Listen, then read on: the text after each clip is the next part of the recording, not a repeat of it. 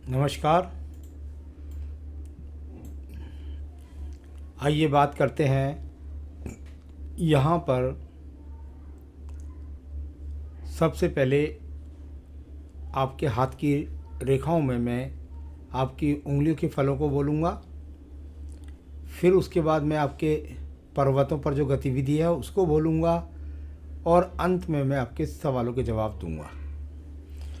तो चलिए सबसे पहले बात करते हैं आपकी कनिष्ठ उंगली के बारे में। सबसे छोटी कनिष्ठ उंगली, और यहाँ पर थोड़ा सा गैप आ गया।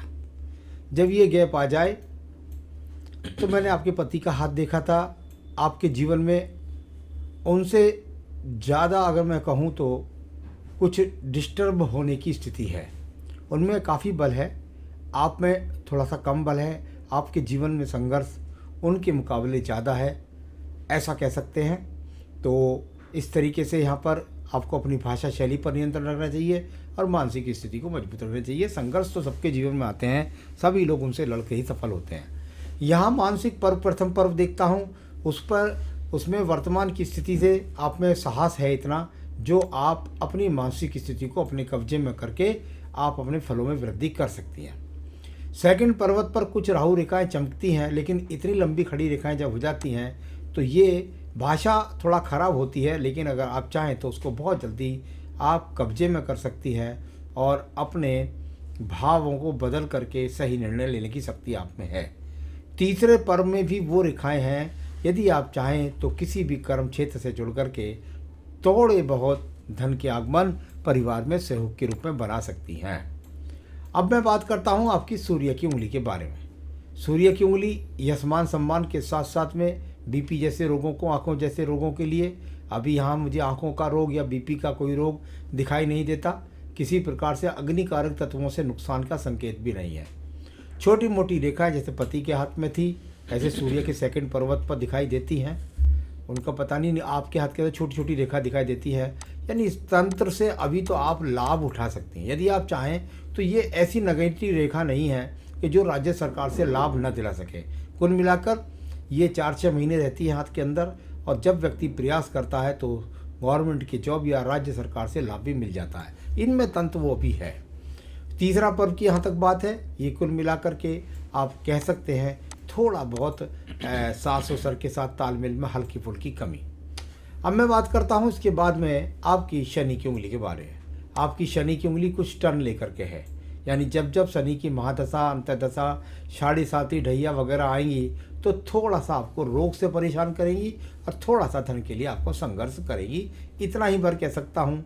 वर्तमान में किसी बड़े रोग के संकेत नहीं है, एक माइनर रेखा है, छोटे मोटे रोग हैं, प्रयास करें सफलता प्राप्त हो जाएगी। यहाँ पर भी छोटे मोटे कर्ज की रेखा है पति की तरह से, और यहाँ पर कुल मिलाकर अपने परिवार के में को तालमेल के साथ बढ़ाने की शक्ति भी आपकी इस तीसरे पर्व में है। मैं बात करता हूँ आपकी इसके बाद में यहाँ प्रथम पर्व बृहस्पति की उंगली के बारे में। यहाँ से शुगर, कोलेस्ट्रॉल, लीवर, किडनी कोई रोग नहीं है। एक बात याद रखें हमेशा, ये जो सेकंड पर्व है इस पर रेखा लगी हुई है आड़ी। देखिए, मैं जब कहता हूँ कि भाई ये आड़ी रेखा होती है और इससे अलगाव के चांस हैं, तो अलगाव लोग कई तरीके से कई बार गलत समझ जाते हैं। मैं जब यहाँ से बृहस्पति पर्व को पढ़ता हूँ तो मैं नीचे का पर्वत भी पढ़ता हूँ और स्थितियाँ भी देखता हूँ। उसके बाद मैं इस बात को तय करता हूँ कि व्यक्ति के जीवन के अंदर पति पत्नी का अलगाव होगा क्या। अंदर मैं पूरा हाथ पहले एक बार पढ़ चुका हूँ, वहाँ पर मैंने देखा, पति के हाथ में देखा, आपके पूरे हाथ में पड़ा। ये अलगाव का चिन्ह नहीं है, ये चिन्ह है पति और पत्नी के बीच में जॉब के कारण एक दूसरे से दूर रहने के कारण के लिए। तो ये आपके जीवन में बताता है, चाहे तो आपको नौकरी मिल जाए जिसके कारण आप पति से दूर रहें, या पति और पत्नी का व्यवसाय इस तरह का हो जाए कि उसके कारण एक दूसरे से दूर रहना पड़े। और वो मैं पति का हाथ भी देख चुका हूँ और आपके हाथ में वो दूर इसलिए होंगे आप क्योंकि आपके जीवन के अंदर तरक्की करनी है, आपको उन्नति करनी है आपको। तो ये कोई तलाक का यहाँ पर नहीं है, ये पति से दूर तो नहीं हो जाऊंगी, ये उसका चिन्ह नहीं है। पति से दूर नहीं होंगी, सिर्फ और जीवन जीवन के अंदर त्याग और भावना से ही व्यक्ति तरक्की उन्नति करता है, अपने बच्चों को अच्छा पढ़ा लिखा पाता है। तो चलिए अब बात करता हूँ मैं नीचे आपके थर्ड पर्व के बारे में। इस पर राहु पर रेखा लगा होना यानी संतान के बारे में चिंतित हैं, उनके कैरियर के बारे में चिंतित हैं, बस इतना समझ सकते हैं। आइए बुध पर्वत पर चलते हैं। छोटी छोटी रेखा है, यानी कुल मिलाकर के जैसा मैंने पहले कहा कि धन के आगमन बनाने में आप समर्थ हैं। अब बात करते हैं इसके बाद में आपके यहाँ सूर्य पर्व के बारे में। देखिए सूर्य का पर्व आड़ी तिरछी रेखाओं से जाकर के फिर टर्न होकर के तब सेंटर में पहुँचने का प्रयास करता है। यानी कुल मिलाकर के इस तंत्र के अंदर अगर मैं कहूँ तो कोई खराबी तो मैं नहीं समझता, इतना मैं जरूर समझता हूँ कि कहीं ना कहीं से लगता है देखने में थोड़ा सा, क्योंकि अंदर भी रेखा में ऐसा दिखाई पड़ा कि वहाँ से कोई तरक्की या कोई सरकारी नौकरी मिलने का संकेत यहाँ पर मुझे दिखाई देता है। तो प्रयास जारी रखिएगा, ये जल्दी ही ऐसा आपके जीवन में हो सकता है कि जो आप कह रही हैं सरकारी तंत्र से लाभ मिलेगा, उसका संकेत हाथ में है। तीसरा पर्व भाग्य का पर्व है, और भाग्य के पर्व में यदि मैं देखता हूँ तो यहाँ से एक लगभग राहु पर्वत की स्थिति से एक रेखा निकलती है। यानी जो बात सूर्य पर्व से आप नौकरी के बारे में पूछती है उसके लिए कहीं ना कहीं कोई योजना बन रही है। कुल मिलाकर वर्तमान में भाग्य साथ नहीं दे रहा है, थोड़ी सी पूजा पाठ करूँगा उसे कर लीजिएगा, साथ दे जाएगा, उन्नति मिल जाएगी। तो राइट हैंड के अंदर भी अगर मैं यहाँ देखता हूँ तो ऐसी ही स्थितियाँ दिखाई पड़ रही हैं। तो कुल मिलाकर अभी भाग्य पर्व पर रेखाएं बनना शुरू होने वाली हैं। ये क्योंकि आप 38 वर्ष में हैं इसलिए मैं राइट में मैंने उसको देखा। बृहस्पति पर्व का लेफ्ट हैंड और उधर राइट हैंड देख लेते हैं, क्योंकि पति से क्या से पता लगता है। अगर मैं दोनों ही तरफ देखता हूँ तो भक्ति रेखा दिखाई देती है, पूजा पाठ की रेखा दिखाई देती है, पति से अलगाव की कोई रेखा दिखलाई नहीं देती। कुल मिलाकर संतान सुख भी मिलेगा, पति सुख भी मिलेगा, मकान भी बनेगा, चिंता की कोई आवश्यकता नहीं है। संभवतः 2 रेखा खड़ी हैं, 3 लग रही हैं, हो सकता है अब मकान आपके नाम से बन रहा हो। अब बात करते हैं हम यहाँ पर आपके अंगूठे के प्रथम पर्व से। अंगूठे का प्रथम पर्व चारित्रिक मजबूती के लिए देखा जाता है। दोनों ही पर्वों पर कहीं से कहीं तक कोई चरित्र से खराब संबंधी यहाँ अंगूठे पर बुरे चिन्ह नहीं है, किसी की बुरे धन के प्रति इच्छा नहीं है। इस तरह का ज़्यादा रेखा एक दूसरे को काट के नक्षत्र जैसी स्थिति को बनाएं। बस भाषा शैली पर नियंत्रण रखिए, क्योंकि आपकी तरफ से पति के साथ टकराव के चिन्ह मुझे हाथ के अंदर नजर आते हैं, पति की तरफ से नहीं, आपकी तरफ से। तो थोड़ा ध्यान रखना इस बात का। अब बात करते हैं इसके बाद में आपकी हृदय रेखा के बारे में। हृदय रेखा राइट हैंड की लूंगा मैं आपकी अभी इस समय। यहां पर देखिए हृदय रेखा, क्या हृदय रेखा में कोई बहुत बड़ा रोग का संकेत है? नहीं। क्या हृदय रेखा में पति से अलगाव के चिन्ह है? नहीं। क्या आपके मन के अंदर कोई बहुत बड़ी चिंता इस पर आप काबू ना कर सकें? नहीं। तो कुल मिलाकर मन पर भी काबू करेंगी, तरक्की भी होगी, पति से भी सहयोग मिलेगा, जीवन में तरक्की भी होगी। तो और कोई बड़े रोग के संकेत भी नहीं। मैं बात करता हूँ इसके बाद में आपके निम्न मंगल पर्व के बारे में। मेहनत कश औरत को या आदमियों के हाथ के अंदर वो रेखा होती है जो शनि पर्व तक जाके यहाँ से निकलती हैं। अपनी मेहनत से धन बनाने का योग, और कुछ रेखा सूर्य पर्व की तरफ भी देख रही है, यानी कि सूर्य पर्व से भी कहीं लाभ मिलने का योग यहाँ भी दिखाई दिया है। अब बात करते हैं हम आपकी यहाँ पर बुद्धि रेखा के बारे में। बुद्धि रेखा कुछ ज़्यादा ढलवा हो गई है। ज़्यादा ढलवा हो जाए बस इतना ध्यान रखिएगा, जीवन के अंदर ज़्यादा नहीं सोचना है, फालतू नहीं सोचना है, क्योंकि ये बुद्धि रेखा ऐसी है तो सुचवाएगी आपको ज़रूर फालतू बुलवा भी सकती है, फालतू सुचवा भी सकती है। यहाँ सेकंड पर्वत पर देखता हूँ किसी झगड़े झंझट कोर्ट कचहरी मुकदमे इस तरह का भी कोई योग नहीं है। अब बात करते हैं इसके बाद में आपकी एक और रेखा के बारे में और चंद्र पर्वत की गतियों के बारे में। चंद्र पर्वत है और चंद्र पर्वत पर ये गतियाँ यहाँ पर दिखाई देती हैं जो भाग्य रेखा से कहीं ना कहीं संबंध बनाती है। एक रेखा होती है मैं चाहती हूँ अपने जीवन के अंदर अपना भाग्य बनाना, ऐसा चंद्रमा से रेखा निकली, उसने भाग्य रेखा से संबंध बनाया। दूसरी रेखा मंगल पर्वत से निकल के भाग्य रेखा के साथ बनती है। मैं बोल रहा हूँ बार बार, आप में वो शक्ति है जो आप धन के आगमन अपने कार्यों से बनाती है। मेरे ख्याल से क्या जॉब कुछ ना कुछ हेल्प जरूर करती होंगी।